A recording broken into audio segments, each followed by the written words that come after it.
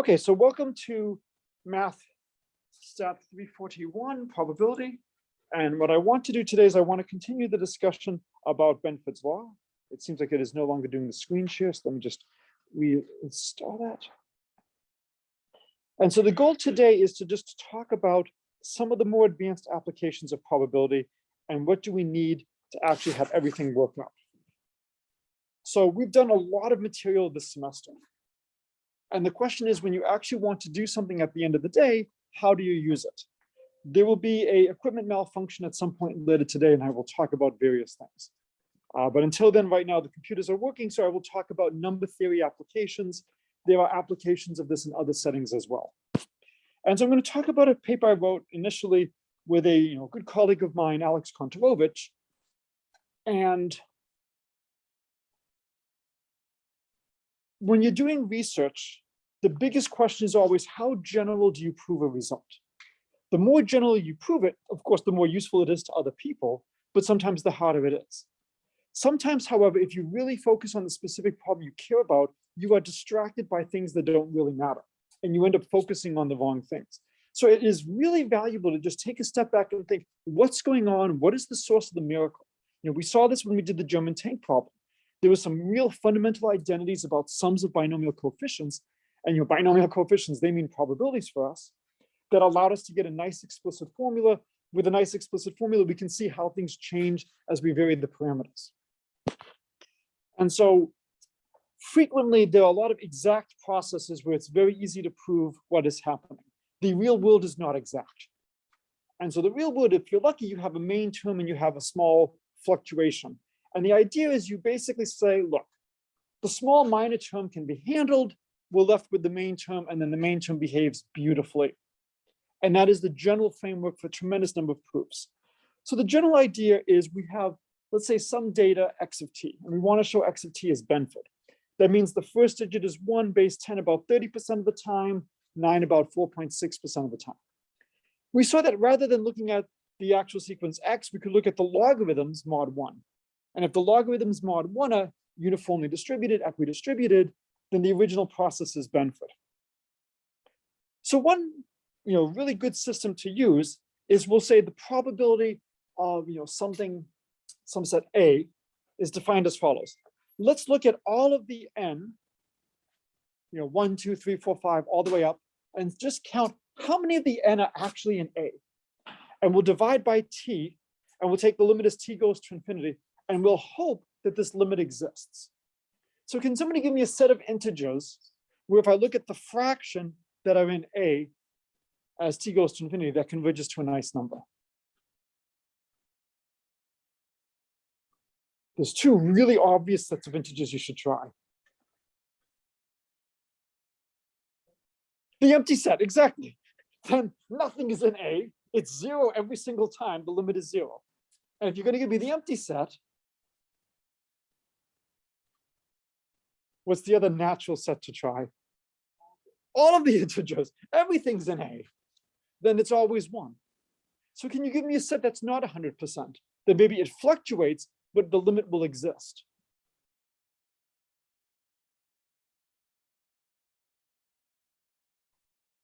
So I want a set of integers where if I count how many of them are in a set A with n at most t, and I divide by t, as t goes to infinity, this goes to something nice.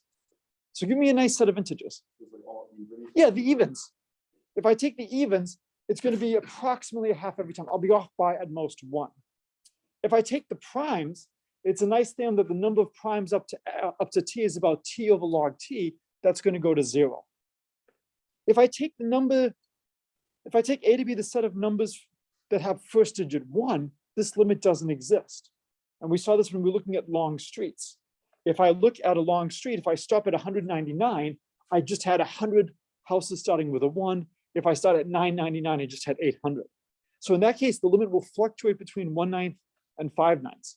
So the limit doesn't always exist. So let's assume we have some situation where we can do a limit like this. In complex analysis, you will learn a beautiful theorem called the Poisson summation formula. It is extremely powerful for analyzing probabilities. And again, My goal right now is not to overwhelm you with terrible things that you need to memorize for a test. This stuff is not going to be on the exam, right? The point is to show you what's out there and to give you a sense of what kind of problems can you attack and what kind of tools and techniques do you need to attack them. Sums are difficult. We like integrals. Integrals are much nicer. But in general, it's very hard to evaluate these. So the Fourier transform of a function is defined as the integral from -infinity to infinity of your function f of x e to the -2 pi I xc dx. We've actually seen this in probability. What did we call this in probability? F was a density, and this was related to it.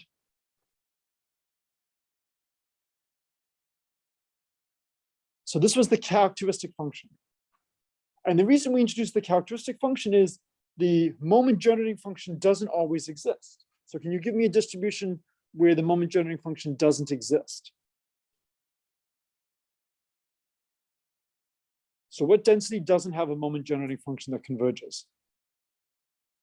Cauchy, yeah. I mean, when in doubt, as soon as you hear that doesn't converge, think the Cauchy distribution. You're going to be hard pressed to go wrong with that. So we can't do a lot of the arguments we wanted to do using the moment generating function if the moment generating function doesn't exist.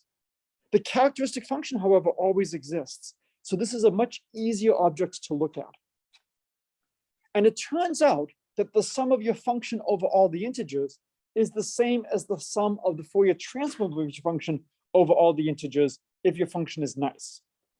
Why is this useful? Well, it turns out that for studying a lot of problems, such as Benford's law, this is going to be related to the probability that what we want to happen happens. And unfortunately, if f is a Gaussian, let's say f is a Gaussian with variance going to infinity.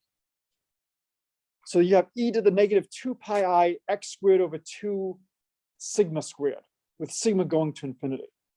That means until x gets to be around sigma, you basically have something that has huge probability. It's going to be of size 1.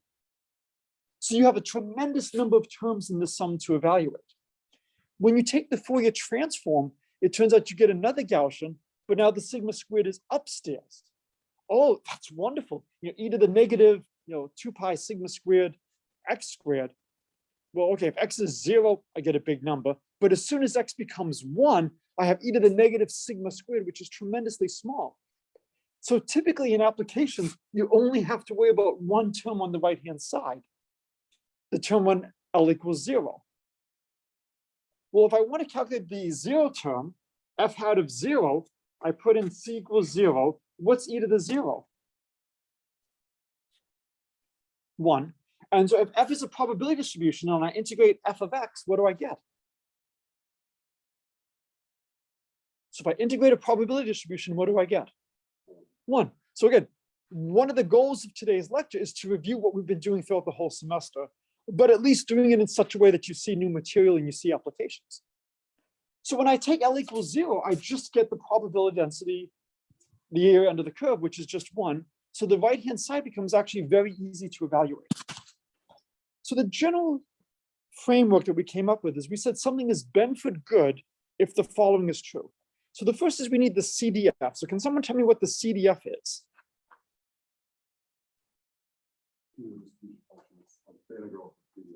Good, it's the integral of the PDF from -infinity to your value. It's the probability you take on a value of y or smaller. And what we're saying is we assume something is Benford good if there's some density f, so that the cumulative distribution function is just the integral from -infinity to y of some kind of normalized function times some error. And we want the error to be small. So the idea is we want to have the most general framework possible. And then when we study various systems, all we have to do is show that these conditions are satisfied.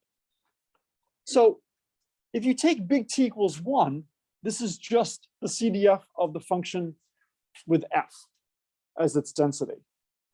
As I let t go to infinity, I'm basically rescaling things.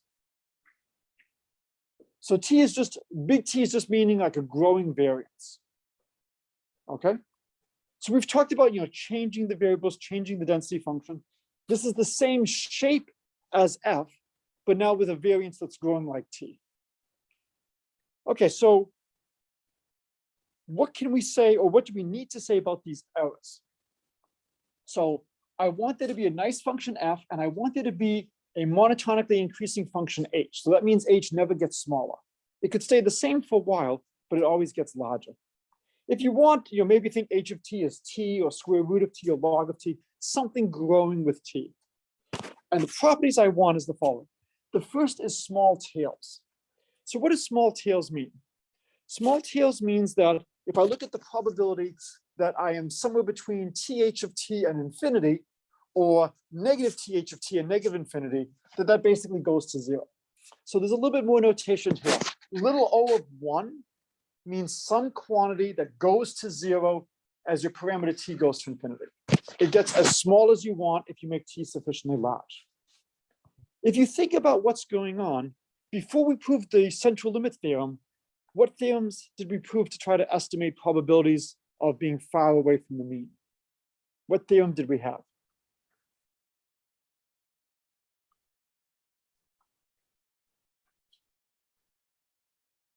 So what theorem did we have to estimate the probability of being, a certain distance away from the mean? And what scale did we use to measure that distance?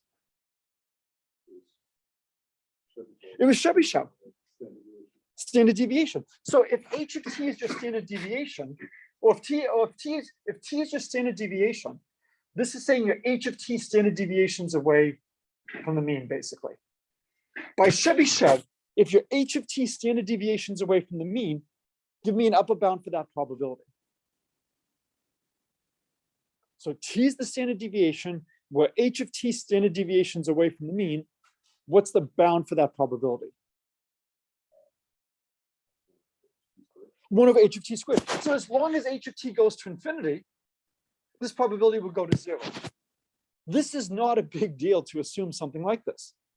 If we just have something really weak where big T is the standard deviation, by Chebyshev, we should have something like this. So this is not a big assumption. The next one is the decay of the Fourier transform. This is just a technical condition that when I look at all the things that are not L equals 0, they decay very rapidly. This you need a little bit more experience with what the Fourier transform is. It's not a big deal. I'm not going to go into them in much detail. And then the last one is, this is the hard one. It's the small translated error. That if I sum over L that are at most, th of t, and I sum all the errors sum to something small. This is the one that's the hardest one to work with, is that I don't have catastrophic alignment of the errors, but there's some reasonable cancellation in the errors. As long as something satisfies this framework, you can actually prove its benefit without too much trouble. And so what we showed is that as long as you have a system where these three conditions hold, you will get benefit. So there's lots of different examples of things where this is true.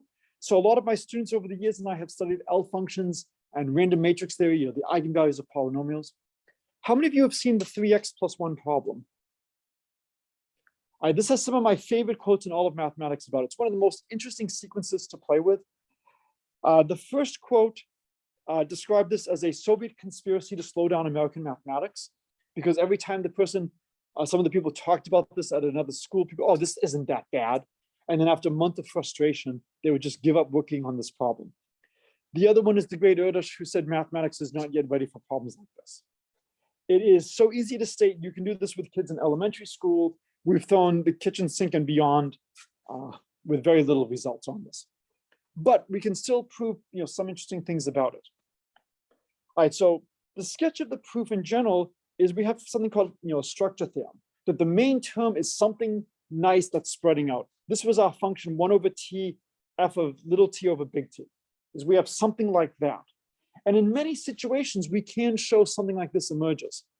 So again, my hope is that eventually you will take more advanced probability statistics classes, and you'll get into more mathematical modeling. It is going to be extremely hard to have closed form expressions that are very nice.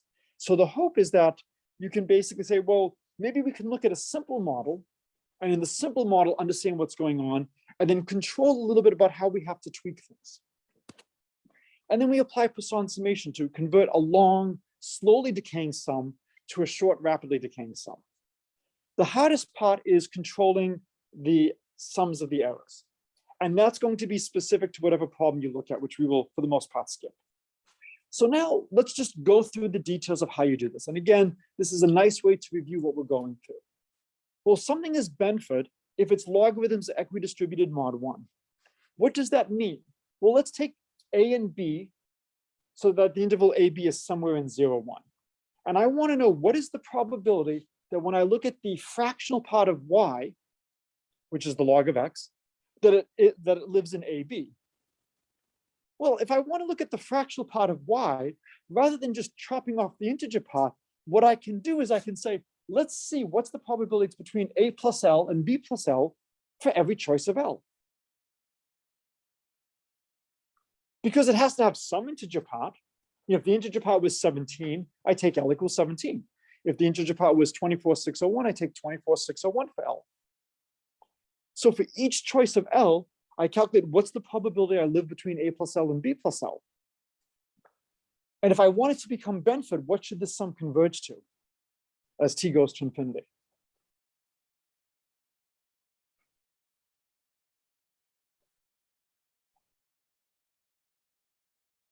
So x is Benford if y, which is the log of x, is equidistributed. So this is the same as asking how often is y mod 1 in the interval AB. So what should this converge to? Should converge to b minus a, right? That's what it means to be equidistributed. The amount of time I land in the interval AB is just the length b minus a. Well, I can use my cumulative distribution function.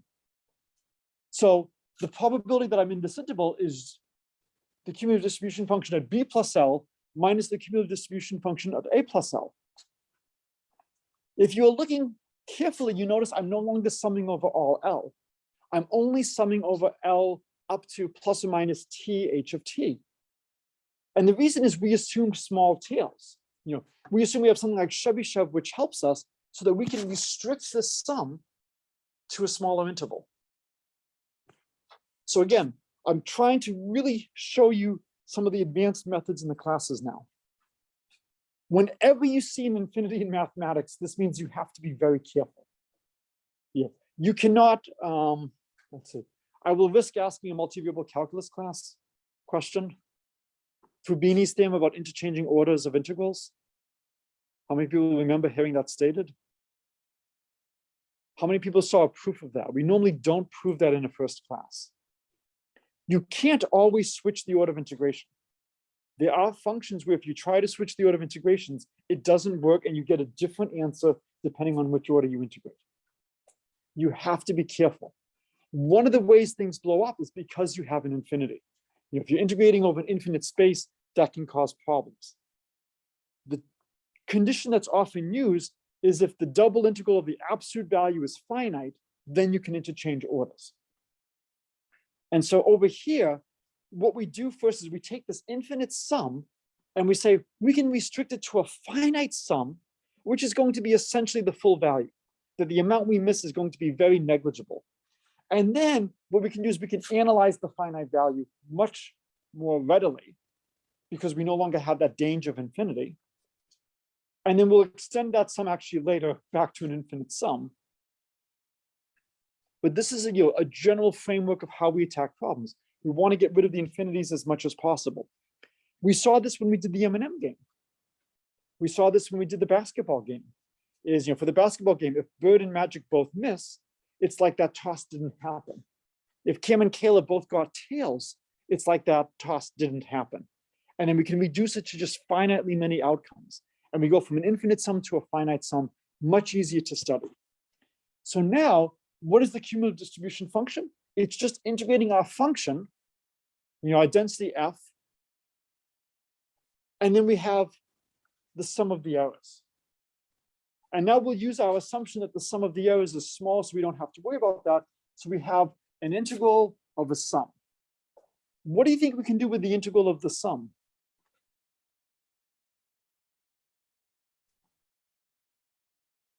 Yeah, I mean, one thing to be thinking about, we may not actually do this, but you should at least be thinking, I might want to switch the order.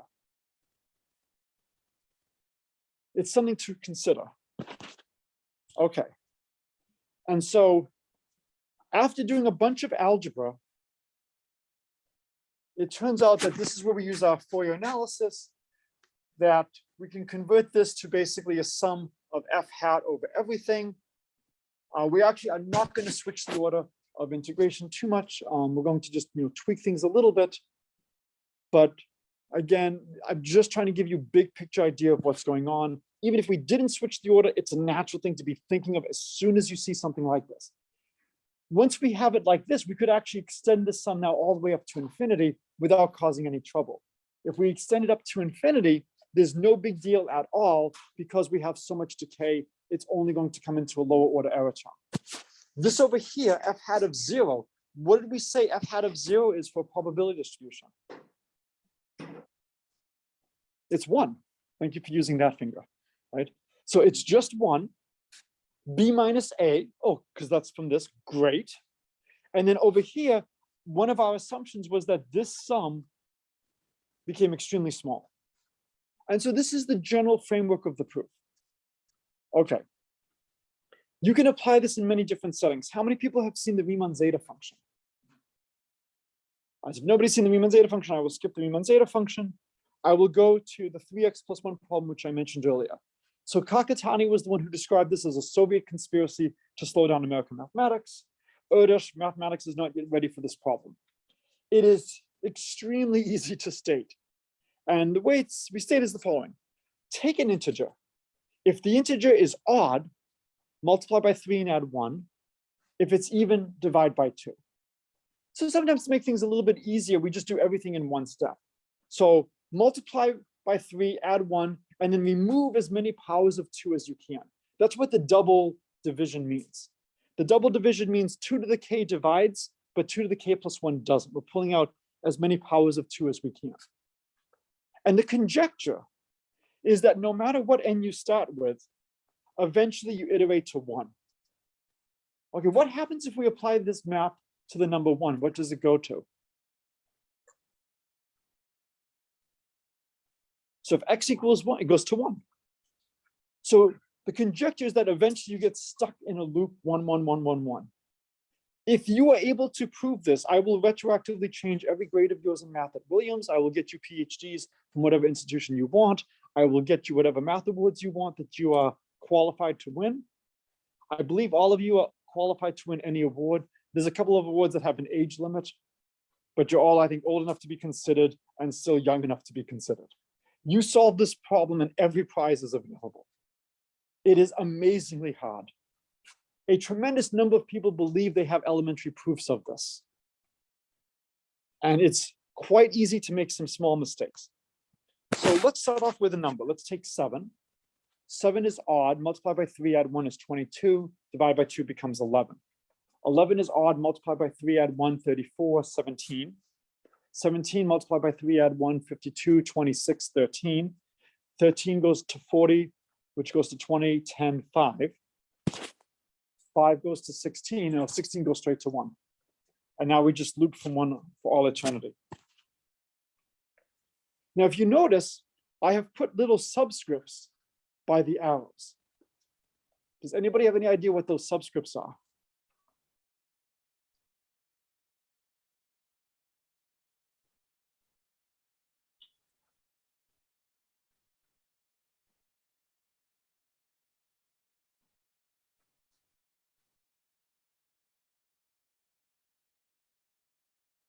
I'm supposed to do something today at 11, 23, and 42 seconds, and this is a reminder for me to do that. No. What do you think these numbers are?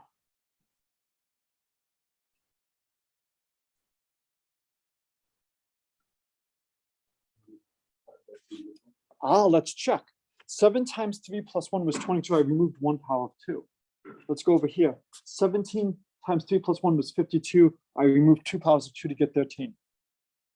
So that is precisely what's going on. You are removing the number of 2's and it's keeping track. It turns out you can model a lot of deterministic processes with random variables. And this is one of the great powers of a subject like probability.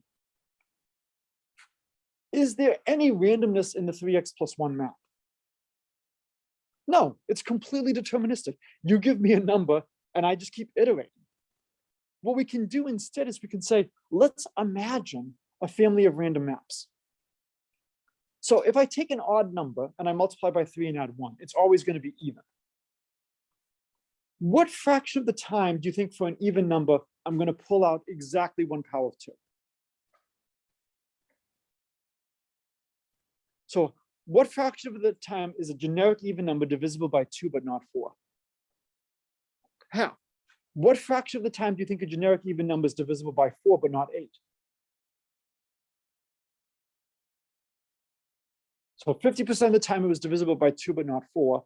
What percent of the time do you think it's divisible by 4 but not 8? 25%. What fraction of the time do you think it's divisible by 8 but not 16? 12.5%. After that, it gets a little bit harder to start saying things, so we'll stop. What you can do is you can say, let's imagine a sequence of random operators. And what we'll do is we'll take our number, and with probability 50%, we multiply by 3, add 1, and divide by 2. With probability 25%, we multiply by 3, add 1, and divide by 4, and so on and so on. If the number is large, the plus 1 is kind of a pain to deal with, and it doesn't really make much of a difference. So if the number is large, why don't we just multiply by 3 and divide by 2, multiply 3 and divide by 4, multiply by 3 and divide by 8. And what you can do is you can analyze in great detail these random operators. And you can prove results about them. And then you can see, do those seem to model the 3x plus 1 problem? And it turns out that basically every statistic we look at, when you look at the data coming from the 3x plus 1 map, it agrees with the data we're getting from using these random maps. So if I give you a number and I conjecture that it is eventually going to iterate to 1, tell me something you might want to know. How fast? How long will it take? So I can analyze this random operator and I can ask, how long is it going to take? If you think about it, we are multiplying by a number x by either 3/2, 3/4, 3/8, 3/16. So as soon as you hear that we're multiplying, what should you be thinking? Logs. And so what you can do is you can look at what's going on with the log of your number. So you have an is your nth term of the sequence. What is an plus 1? Or you can look at the log of an and look at the log of an plus 1. And so we go from the log of an, half of the time, we go to 3/2 log of an for the next number. Got bigger. That happened half the time. 1/4 of the time, we go to 3/4 the log of an. And so on and so on and so on. Wait a minute. Sorry, we go to the log of 3/2 an, the log of 3/4 an, the log of 3/8 an. And so if you actually calculate the expected value, it turns out the expected value of an plus 1 is less than the expected value of an, that it goes down just a little bit. And now we do shampoo mathematics, lather, rinse, repeat. Every time you keep doing this, you basically get the log of an plus 1. Its expected value is the log of an minus a universal constant. It's a really nice exercise for you to try to figure out what is that extra constant. So I will assign that as an extra credit problem if you want, is calculate what is the expected decay. Since it's smaller, as we keep iterating, we would expect to go all the way down to 0. And you can then use this to figure out exactly how many steps it would take. And it is beautifully described. And if you look at the distribution of how many steps it takes to iterate down, it looks like a Gaussian distribution centered at exactly what the theory would predict. So there's an entire field, probabilistic modeling, where you take a very complicated problem and you say, look, the completely deterministic system is so painful to look at. Rather than looking at that, I'm going to look at a random system, understand what goes on in the random system, and then just hope that that describes the actual system. I may give a lecture on random matrix theory, which is another subject I've done a lot of work with students using probability. All they've known is just stuff from this class, and it's already been enough for them to make contributions and been invited to international conferences. And so the idea is we have a tremendous wealth of things we can gain from this. And so it turns out that if you want to look at the first m terms of the sequence, just how many powers of 2 we make, these are well modeled by independent, identically distributed geometric random variables. And so this fits beautifully in with what we've been doing this semester. And we can model all these things beautifully. And so what I proved with Alex is that as m goes to infinity, if you take xm and you divide by 3/4 to the m x naught, which is where we predict it should be, that distribution is Benford. This is not what you want to study.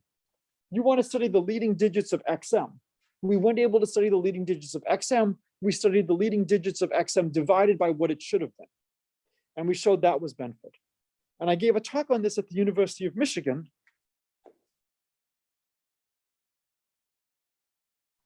And I love the school, I love the department, but tough loss this year in football.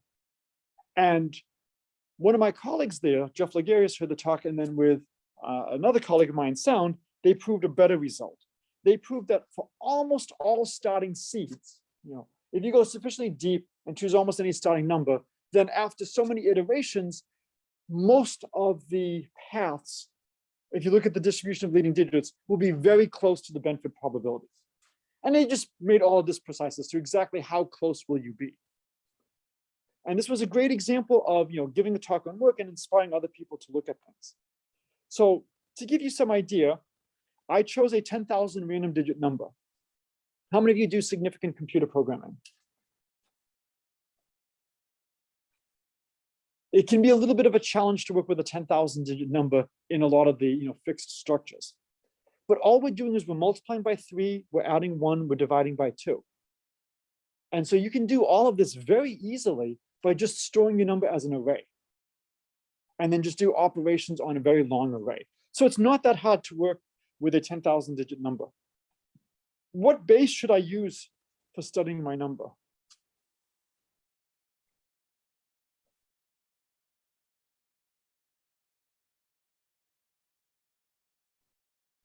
If I use base 2, division by 2 is very easy. You just shift the decimal. I don't know if it's still called a decimal if it's base 2, but you just shift the point. If you want to work base 10, there's an easy way to divide by 2. Anyone know how to divide by 2 easily in base 10?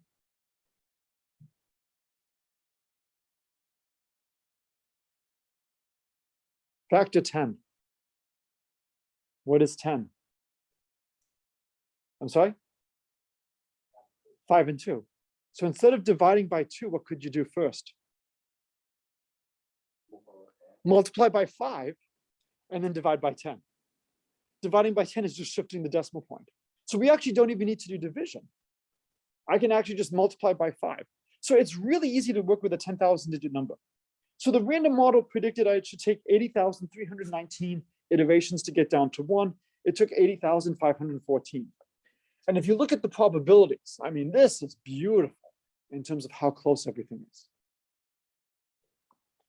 You can do, instead of doing this, you could do a slightly modified problem where instead of pulling out all the powers of 2 at once, you pull out just 1 power of 2 if it's even.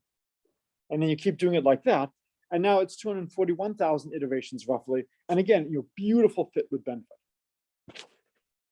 And so what I want to talk about now for the last little bit is stick decomposition.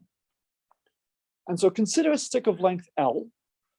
And what we're going to do is we're going to uniformly choose a proportion P. So what I'm doing here is we choose one probability and we always use that probability. You could, of course, generalize this and have different choices of probability at each level. And I'm going to break the stick into 2 pieces, one of length PL, one of length 1 minus PL. And then I'm going to allow the rinse repeat. I'm going to keep doing this again and again and again. I'm going to do this n times. So if I do this n times, how many stick pieces should I have?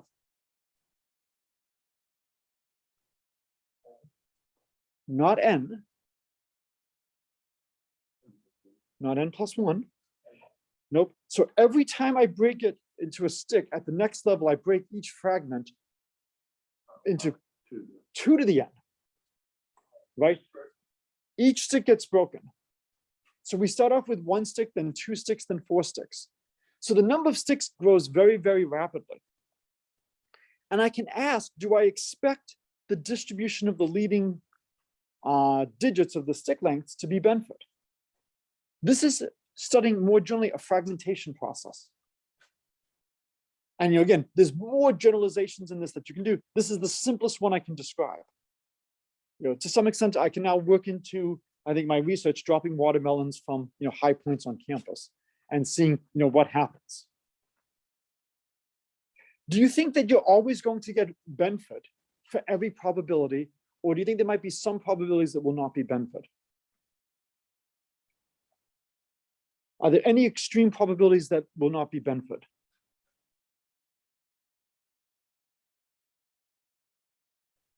So what extreme probabilities might not be Benford?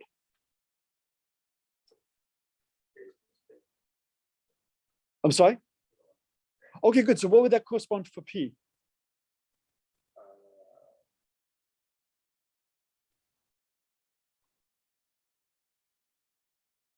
Zero or one, right?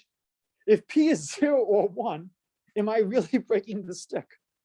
No, I just keep getting the same stick every single time. So clearly, this is not going to be Benford in that setting.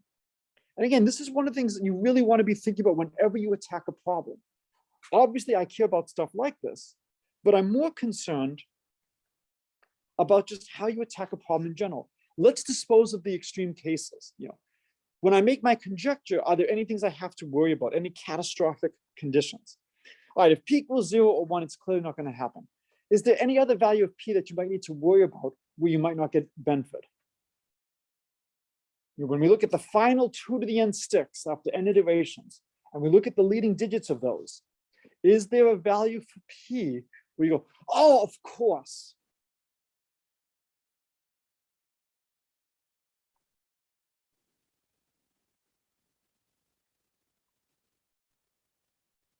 Just something that you have to exclude. I will risk another cultural reference. You mean, oh, but you're 4 fastest. What? Oh, yes, of course, not those ships. Princess Bride? Yeah. So is there a value of P that you have to exclude where at the end of the day, when you look at the 2 to the n pieces, you don't expect Benford? Given that I keep asking this, again, I'm sometimes evil, there might be a value of P. Can anybody think of a value of P that might be worth investigating? We've done 0, we've done 1. What's the next thing you want to try? A half. So if we take P equals 1/2, what happens at the first level? We have 2 sticks of length, 1/2 L, 1/2 L. What happens at the next level? 0.25 L. All of them are 0.25 L. So if we take P equals 1/2, and we do this n times, every stick has length L over 2 to the n. Clearly, it's not going to be Benford. Whatever digit it is, that's what it is. So when we make the conjecture, we know we have to exclude 0 and 1. We have to exclude 1/2. The question is, do we have to exclude anything else? And so again, this is just looking at the first 2 levels. And if P equals 1/2, then every piece is going to be the same. Notice that we get this piece twice. And so it's going to become important to know how often we get each type of piece. What's going to count how many times we get those? Binomial coefficients. And so the conjecture was it's Benford as long as P is in 0, 1, so I'm not including the endpoints, and P does not equal 1/2. And so we chose P equals 0.51. And if you look at the plot, I think it looks pretty good. We chose P equals 0.99. So we chose things pretty close to 1/2 and pretty close to 1, and we saw Benford. Are you convinced in the conjecture? Well, the problem is, if there are some bad choices of P, if I just investigate a couple of things, I might miss those bad choices. So this shows you that it's likely that a lot of values of P will lead to Benford, but this is nowhere near a proof that every value. So again, you want to think about the strength of the statement. This provides evidence that maybe for a generic P, we expect Benford. But perhaps if I choose things appropriately, if I look over here,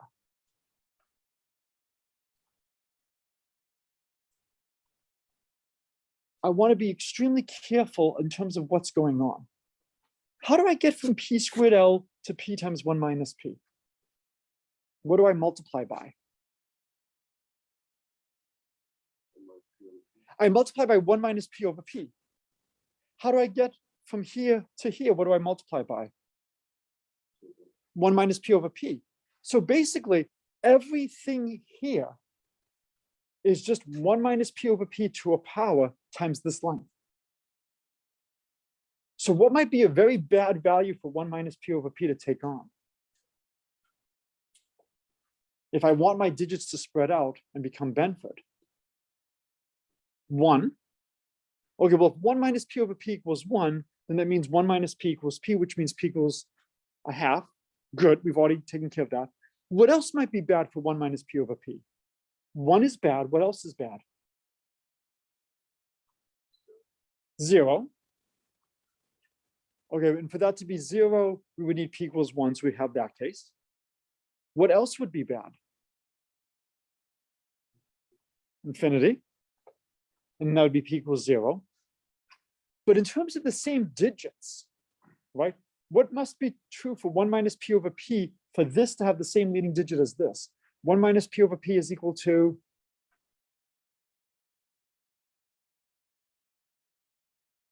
10, or 100, or 1,000, or 110.